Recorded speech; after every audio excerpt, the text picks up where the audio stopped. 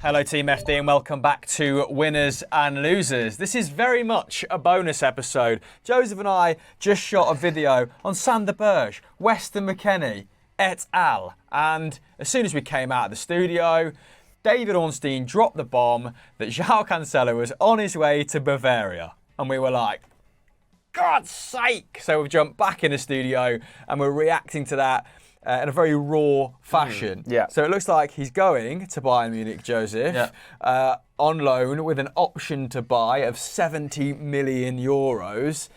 And first of all, before we talk about how Bayern might use him, where he slots into that starting lineup, how City will miss him, thoughts and feelings? Do you know what? Pep clearly wasn't lying when he said he didn't want to win the Prem. What is going on here? What is going on here? Loaning him out on the eve of deadline day as well. Totally bizarre, in my opinion. Let's look at it from a Manchester City point of view, first and foremost, though, because he has started 16 games in the Prem this season, but recently Rico Lewis has taken that berth, hasn't he? He hasn't started any of their last 3 games. Kyle Walker is also playing in that position. On the left-hand side, Nathan Ake has become quite prominent. It feels like, to me though, something must have happened behind the scenes here. Yes. It must have happened. It's very difficult to speculate, isn't it? Because we don't know the inner workings of that Manchester City dressing room. It's not difficult to speculate. It's difficult to be accurate. Yeah, it's difficult to be accurate. But look, this is a player who has been in the last 2 PFA teams of the year. Absolutely essential. One of the best wing-backs and full-backs in world football, flat out over the last 18 months.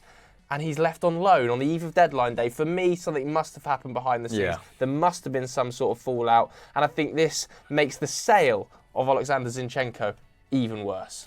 This does feel personal rather than business, because even if he is, I don't know, not aligned with Pep, or not meeting certain standards behind closed doors, if him and Pep have had a fallout, you'd think, for the sakes of salvaging their Premier League campaign, they would try and build those bridges and reassess in the summer. So it feels like, I don't know, it is an explosive transfer. I don't think that's a misleading term to use, but anyway, that aside, City are losing an awful lot of creativity, aren't they? At a time when, goals aren't exactly in short supply, but the team is not firing on all cylinders, sort of getting themselves through games, aren't they? 7 assists last campaign, that was 3rd in City's team. Obviously, Rico Lewis has made sort of adjusting to a Pep Guardiola system from a fullback perspective look relatively easy. Yeah. That's because he has the potential to be a generational talent. He is looking absolutely insane in that position. So that might gloss over it to an extent, but they are now relying on him to maintain the sort of form that he's demonstrated in the last couple of months. Obviously have Kyle Walker, so there's depth there, but Sergio Gomez at left back, huge downgrade from Joao Cancelo. Nathan Ake has of course played out there in recent weeks, played out there to reasonable effect, but it does stunt their attack somewhat. But they have been sort of using a lopsided back 4. Nathan Ake has been tucking in. The 2 centre backs, with John Stones playing right back on occasion, have formed a back 3, and it's sort of enabled Rico Lewis to roam. Maybe that'll be the tactical ploy moving forward. I'm not sure. Listen, I back Pep Guardiola to get over this. I admire his bravery to do this right now. Let's have it right. At least Pep is consistent with his messaging. If you're not living up to his standards, you're gone. I do like that, but this is going to be a hammer blow to City fans. Let's have it right. He has been the most well-rounded fullback probably in world football over the last 2 seasons. It's a massive confidence boost for Arsenal. If I was an Arsenal fan, I'd be sitting there rubbing my hands together thinking, bloody hell, that's a weapon that City have just lost. Absolutely. And after losing Zinchenko in the summer, that's probably their 2 best fullback options on the left-hand side out the door in the space of 6 months. And they're 2 fullbacks who are experts at stepping in, at being inverted, at solidifying them in midfield and making them less impregnable or more impregnable in transition. So yeah, who else can step into that degree? Rico Lewis looks like he might be able to do it. Gomez has been inconsistent when he's been given a chance. It's unbelievable. I just Nathan really Ake doesn't step into the centre of the park, does he? I really don't understand it. It must be something that's gone on behind the scenes. City fans, you might know more than us. So if there has been a falling out, please do let us know in the comments below. I think we should talk about it from a Bayern perspective. By the time this goes live, all light probably would have been shed on it. But do you know what? I want to talk about this from a Bayern perspective. Okay, let's go. They must be buzzing.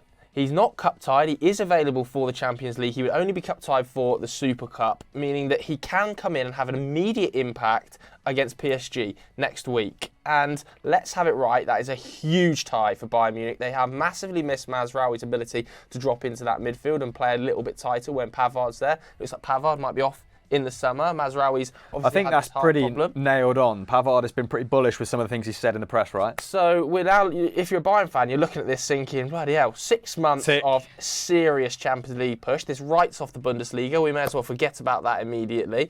And to be honest with you, put some respect on Union Berlin. It wouldn't be a massive surprise, would it, to see them make that move permanent? I know it would be a really good fee for Man City. I think 70 million euros for a 28, 29-year-old is very good money in the full-back area, so it would first and foremost be a good fee. But in this next 6 months, Nagelsmann, he must be running around whooping and cheering his office. He's just got a huge right-back upgrade for no cost, maybe the best full-back in world football, to come in and have an impact in the Champions League. I now put Bayern Munich as one of the favourites for the Champions League. Wouldn't have had them close.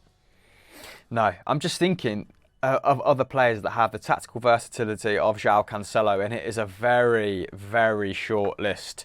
And like you've said, they don't have to give in to sort of wage demands when it comes to Pavard. I know him staying is not completely off the table, but that weakens his position, strengthens theirs, I guess.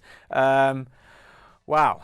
I can't believe it. What's happened there? What has happened? I'm trying to think where to go with this, but my trail of thought is escaping. Let's just ask them at home. What has happened? Team, what do you think to this transfer? Let us know in the comments below. What does this mean for Manchester City's attempt to usurp Arsenal at the summit of the Premier League? Do you think we are overreacting, or do you think we've pretty much got it spot on? Joe thinks it might cost them the league.